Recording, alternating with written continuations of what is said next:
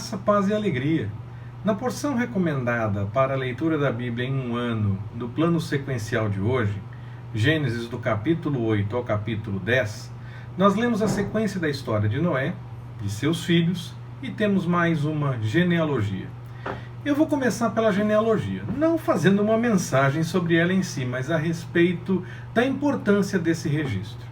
Acredito que algumas pessoas até pulam essa parte do texto, porque acha chato conhecer essa parte da história. Muitos dizem que não encontram sentido em ver textos assim registrados na Bíblia.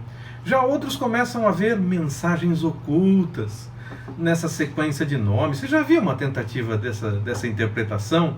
Há algumas até que são bem interessantes, mas eu não sei o quanto faz sentido ficar buscando se realmente algo está oculto nesses textos, porque Deuteronômio 29 diz que as coisas reveladas pertencem a nós e aos nossos filhos, e as ocultas pertencem ao Senhor. Então, mesmo essas interpretações que parecem até interessantes, eu fico um pouco ressabiado, um pouco preocupado, porque não sei o quanto se deve ficar procurando esse tipo de coisa, e se é que de fato há alguma coisa, ou se as pessoas estão apenas encontrando o que elas querem encontrar na verdade.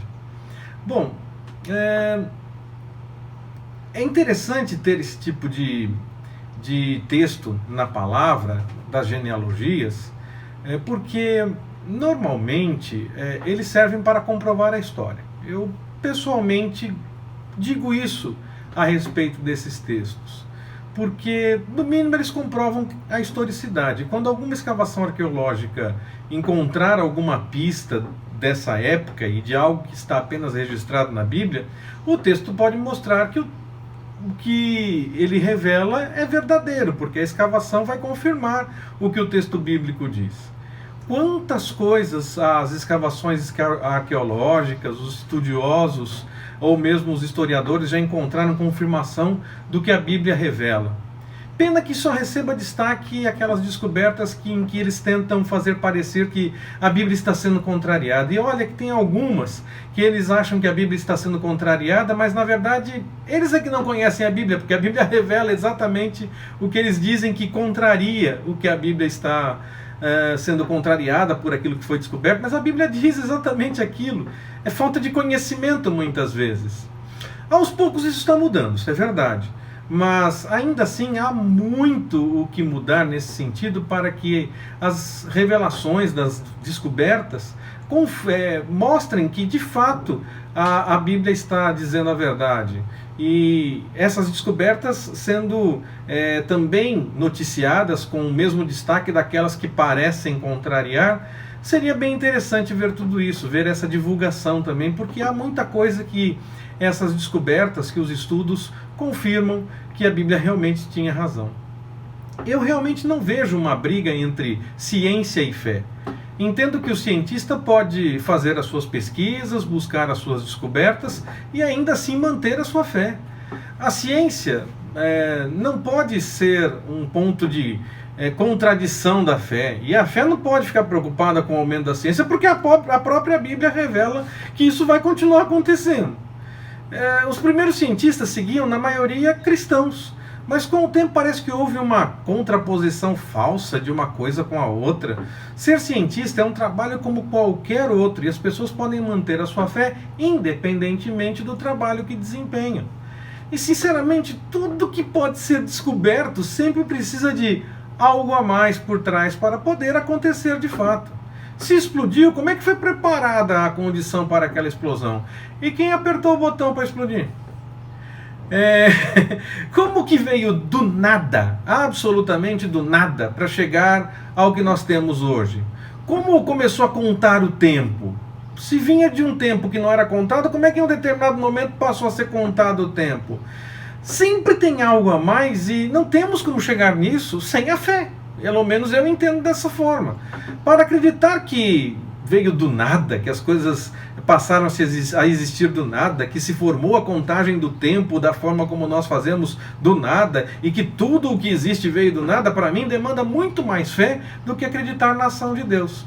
Porque ele é de eternidade a eternidade. Ele está fora do tempo que nós conhecemos. Ele criou o tempo que nós conhecemos. Então, acho que aí se encaixa muito mais. Eu acho que tem que ter muito mais fé para acreditar em algo diferente. Sobre Noé, eu gostaria de registrar o respeito dele para com o Senhor, ao oferecer sacrifícios depois que saiu da arca. O texto parece um pouco fora do seu tempo, não é? Pois ele fala de animais puros e impuros, fala de sacrifício mesmo antes da lei de Moisés. Bom, Romanos 2, 14 e 15 pode nos dar uma pista.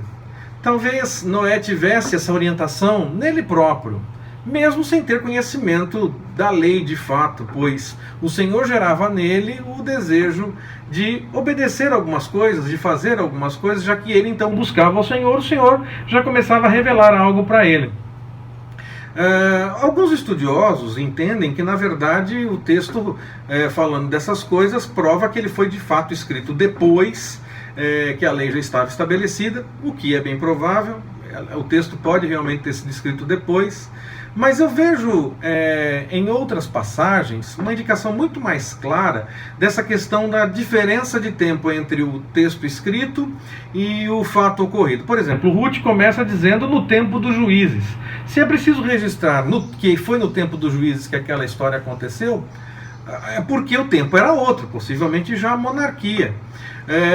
Há outros textos que mostram essa questão de que o momento histórico em que o texto é revelado, em que a história é contada sobre aquele ponto específico, é outro do momento que de fato aconteceu, porque precisa fazer algumas orientações. Jerusalém ainda era habitada por tal e tal. Quer dizer, há alguns textos que mostram que o momento em que eles foram revelados, ou o momento em que a história está sendo contada, é outro, é diferente do momento que de fato aconteceu.